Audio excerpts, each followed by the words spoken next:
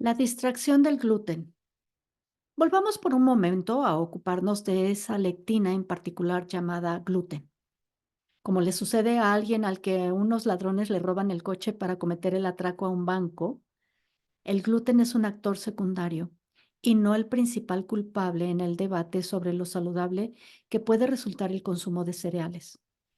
De hecho, en países en los que el gluten es una importante fuente de proteínas, la gente lo toma sin problemas. Por ejemplo, el seitán, un preparado alimenticio que forma parte de la dieta básica en Indonesia, no contiene aglutinina de germen de trigo, WGA, solo gluten. Podría decirse que para la mayor parte de las personas, tomar una dieta sin gluten no es más que una pérdida de tiempo.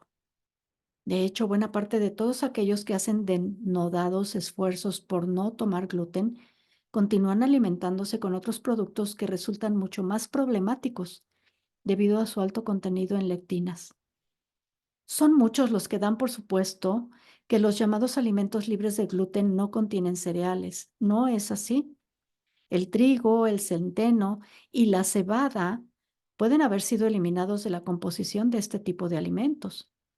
Pero un simple vistazo a la lista de ingredientes permite comprobar que esos cereales han sido reemplazados por maíz, arroz o tef, cada uno de los cuales contiene múltiples formas de lectinas similares al gluten, entre ellas la ceína, la panicina, la cafirina y la peniceitina.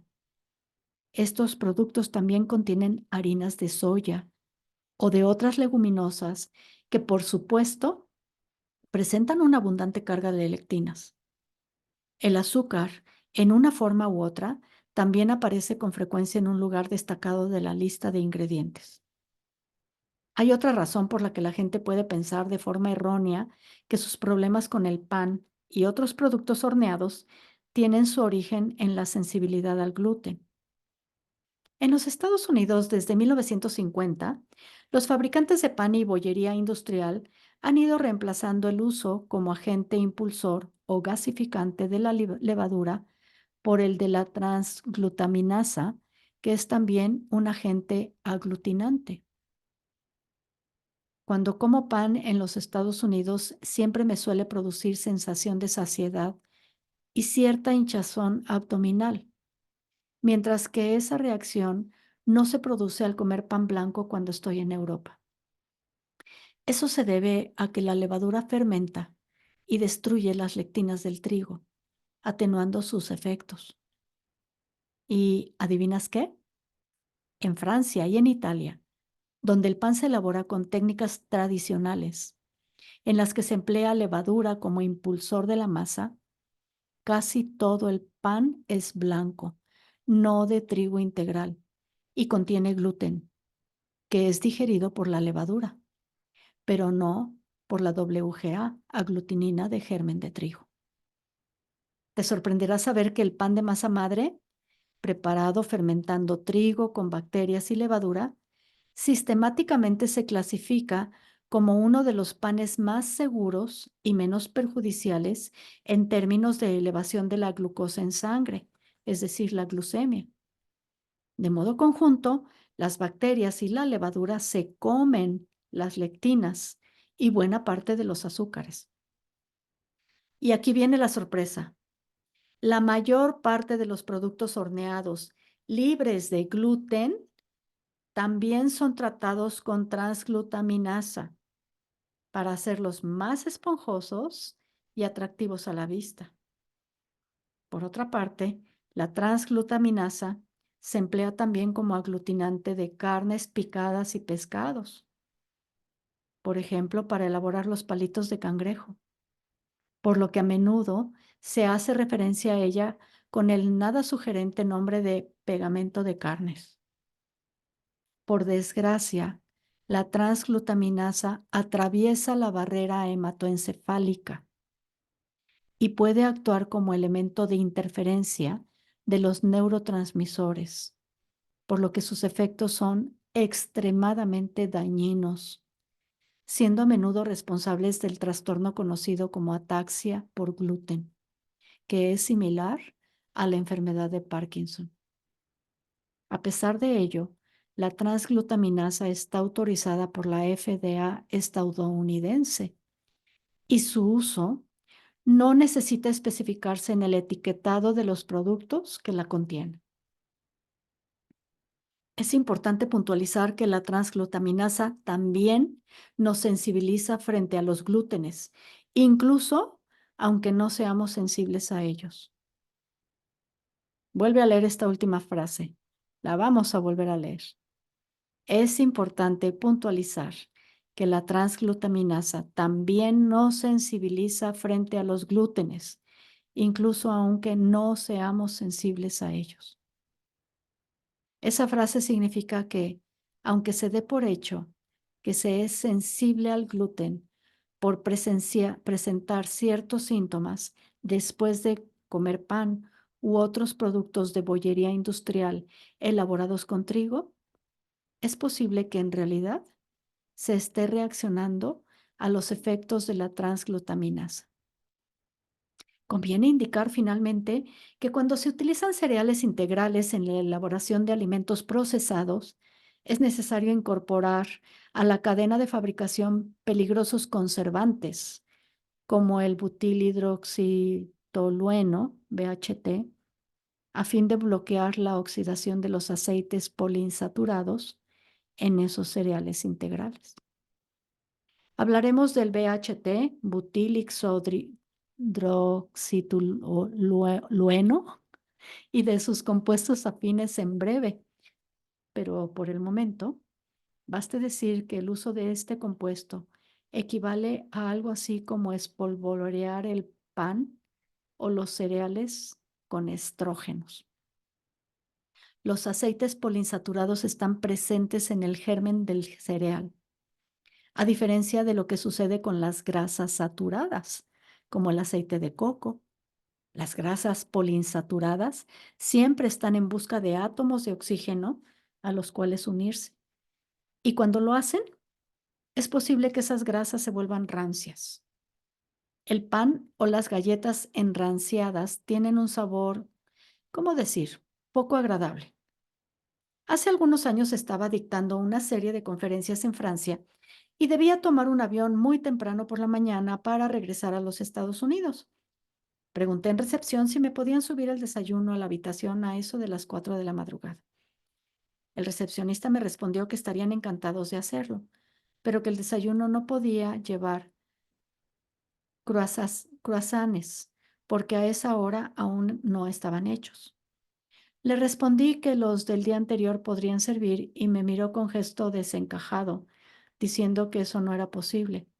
Estarían incomibles. Conviene tener presente esta pequeña anécdota al consultar la fecha de caducidad de cualquier pan o producto de bollería industrial. Si la fecha no es la del mismo día de elaboración, podremos estar seguros de que contiene BHT o cualquier otro conservante, en cualquier caso de funestos efectos. Son muchos los motivos por los que conviene evitar el consumo de BHT y uno de los principales es que actúa como un importante factor de interferencia endocrina, siguiendo mecanismos bioquímicos similares a los de los estrógenos. Y es precisamente esa una de las últimas cosas que desearías que formaran parte de la alimentación de tus hijos, ya que los estrógenos favorecen el almacenamiento de grasa, además de inducir pubertad precoz en niñas y desarrollo de mamas en niños varones de apenas 7 años. Si aún necesitas algún incentivo para evitar el contacto con el BHT, conviene que sepas que también se emplea como líquido de embalsamamiento, entre otros usos comerciales. No es broma. Patrones comunes en los pacientes. Antes de que me diera verdaderamente cuenta de que las lectinas son en buena medida responsables de nuestra mala salud y de nuestro exceso de peso generalizado, pude observar una serie de patrones específicos en la salud de mis pacientes y más tarde en los beneficios que obtenían de mi programa dietético. Cuando cambié el enfoque de mi práctica médica, orientándolo hacia la medicina restauradora, o como algunos la llaman a menudo, medicina funcional, buena parte de mis anteriores pacientes eran hombres con sobrepeso y patologías cardíacas. Utilizando los términos más básicos, la noción de medicina restauradora hace referencia al conjunto de prácticas médicas que dotan al cuerpo de la capacidad necesaria para curarse a sí mismo. En vez de limitarse a tratar los síntomas de la enfermedad, en general, todos aquellos pacientes que presentaban sobrepeso eran arrastrados a mi consulta, más o menos a regañadientes, por sus delgadas esposas que me pedían que reparara a sus maridos. El cambio de hábitos es siempre una labor de equipo, así que además de los análisis de sangre y las pruebas más o menos complejas de marcadores genéticos que les prescribía a los maridos, les pedía a las mujeres que también se sometieran a dichas pruebas, como si se tratara de nuevas pacientes. Asimismo, elaboraba un detallado historial clínico de las dos integrantes de cada pareja. Para mi sorpresa, estas mujeres delgadas y a priori sanas presentaban diversos problemas de salud, muchas veces comunes entre ellas. Un alto y asombroso porcentaje de las esposas eran hipotiroideas, en general por tiroiditis de Hashimoto, una enfermedad autoinmune de causa supuestamente desconocida, aunque no tanto como a continuación vamos a ver. Un elevado número de ellas también padecía artritis, con frecuencia con nódulos hipersensibles en las articulaciones de los dedos.